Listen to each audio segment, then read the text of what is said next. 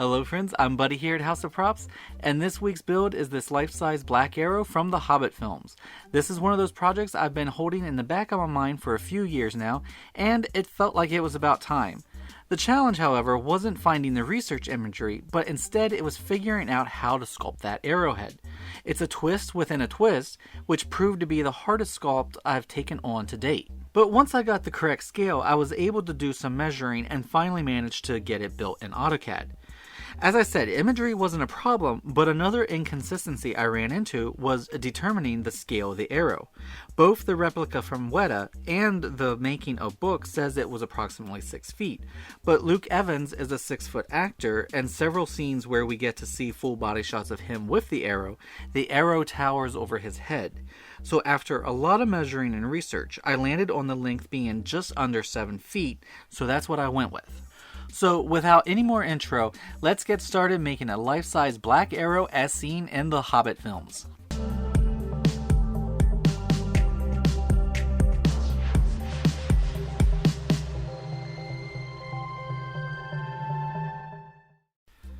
I printed the pieces on my Elegoo Neptune 3, and for the arrowhead pieces I set the layer height to 0.09, and for the remaining pieces I used 0.12.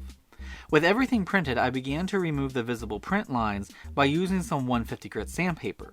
If you sand against the print grain, you won't need to sand as much or apply as much pressure. You can see here how the print lines are still visible, but let's keep going and eventually you won't see anything. Next, I switched to some 180 grit and sanded everything again. Many of you probably know this, but the smaller the number on the sandpaper, the more material it will remove because it's more rough. The number indicates the amount of grit within a specified area, usually it means a square inch, so the higher the number, the more grit there is in the area, which means smaller grit pieces. And usually the higher numbers are used further into the process to smooth and polish projects. Then I repeated the process again with some 400 grit. You can see here how these sanding steps have removed the majority of the visible lines. There are still some spots where they're noticeable, but those will be taken care of further along in the process. After the 400 grit, I began assembling the arrow by starting with the bottom shaft pieces. Into the first, I squeezed some E6000. The E6000 provides a better bond that is more shock resistant than just using superglue. But to help speed up the build, I do use some CA glue, which I squeeze around the top of the inside of the piece. I'm using a 4-foot 2 3/8 inch long piece of 1/2 inch aluminum conduit as a support rod. This I slide into the piece with the glues, and then take the next piece and slide it onto the pipe. Then squeeze some E6000 onto the conduit and push the shaft piece down over the glue, but not all the way to the next piece. Here I add a little more super glue and then press the pieces together, making sure to align the notches in these lower shaft pieces. These notches are where the fletching will be applied later on. Some glue may squeeze out like it did for me. I simply use a scrap piece of material to just wipe it away. Then a couple of drops of zip kicker will cure the CA glue in like 2 seconds, and then the steps can be repeated up the shaft. With the shaft completed, the knock can be inserted into the bottom and glued with just CA glue. For the arrowhead, I place some of the E6000 into the holes and insert the peg. Then use the CA glue on the flat surface where the pieces will meet. Once the edges are aligned and I'm happy with their placement, the zip kicker is used again to set the glue and building can continue on. The tip is attached exactly the same way, and this is how the business end of the arrow is looking. I know it doesn't look like much now, but once I got it to this point of seeing the head attached, I was so happy that the hours I spent sculpting it actually paid off. Then the head can be glued onto the shaft.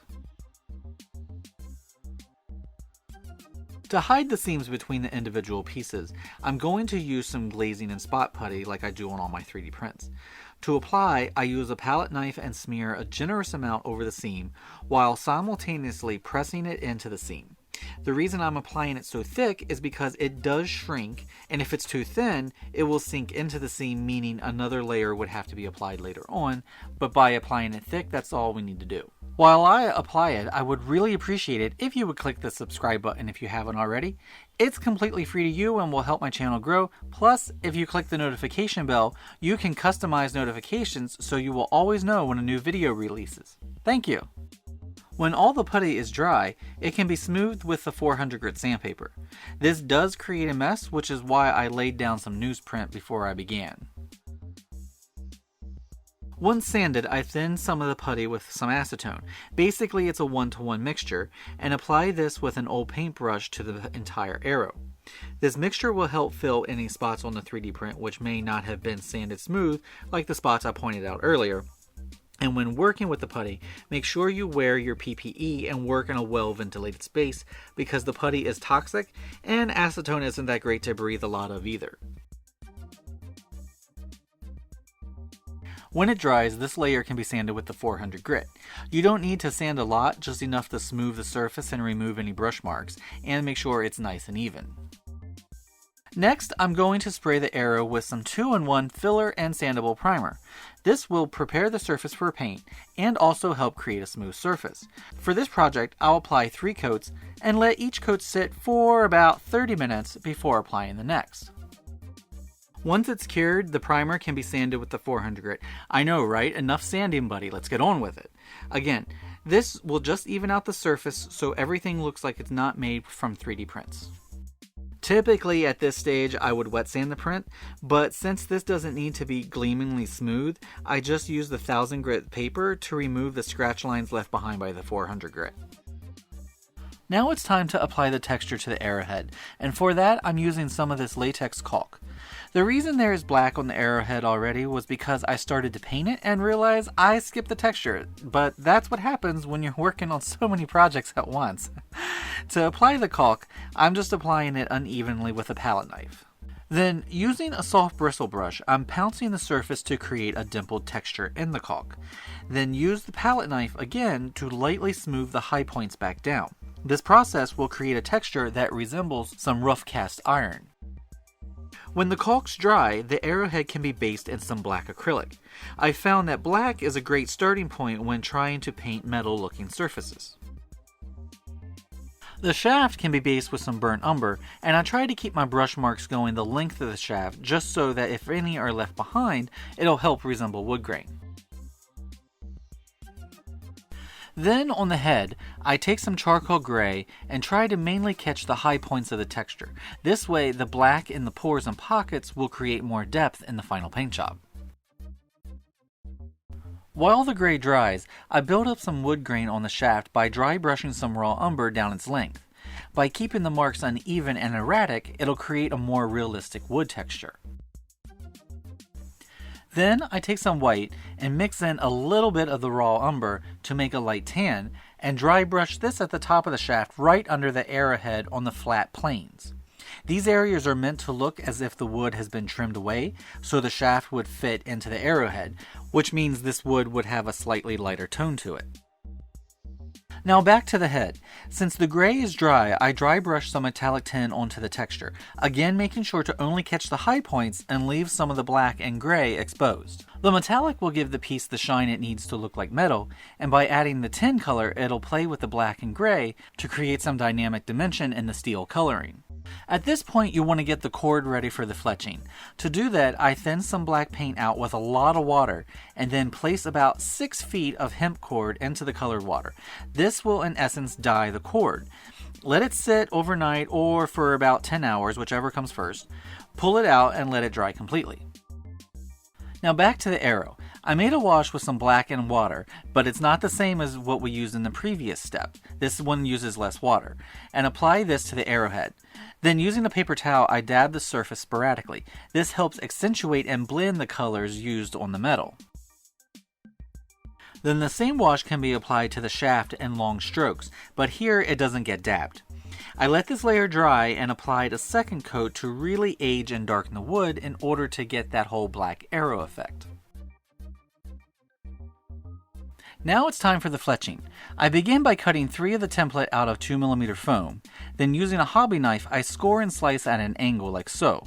This will create the individual veining you see in real feathers, and some you only want to score, but mostly you want to slice through the foam. Just make sure you leave them connected at one side. Then I use some scissors to cut some irregularity to the scored ends. Once all cut and scored, the feathers can be sprayed with 2 coats of Plasti-Dip. This will give them a nice surface for paint to adhere to. Then the feathers can be glued into the grooves on the shaft with CA glue. You want to make sure that when you attach your feathers, you have the veining angled downward toward the knock. Basically in the orientation you see here, because this is how fletching has traditionally been attached to arrows. Once in place, I hit all sides of the fletching with some charcoal gray dry brushing. This just creates some variation in the color and also provides some extra veining texture. Now it's time to wrap the hemp cord we dyed earlier. First, it's wrapped around the knock at the base like so until it touches the bottom of the fletching. This I just secure with CA glue. Then using an upholstery needle, I pass it and the cord through the fletching close to the shaft and spiral my way up the length of the fletching.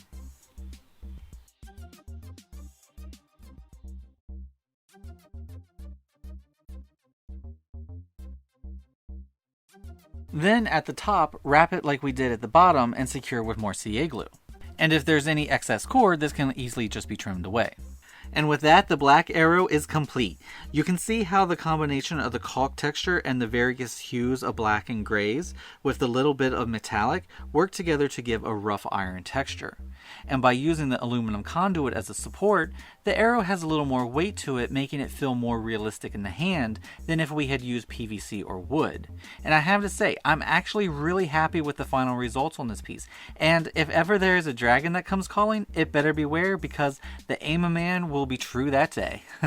Well, that's the build, my friends. I hope you enjoyed it. If you did, I'd like to see you click the thumbs up button and leave a comment, even if it's just to say hi.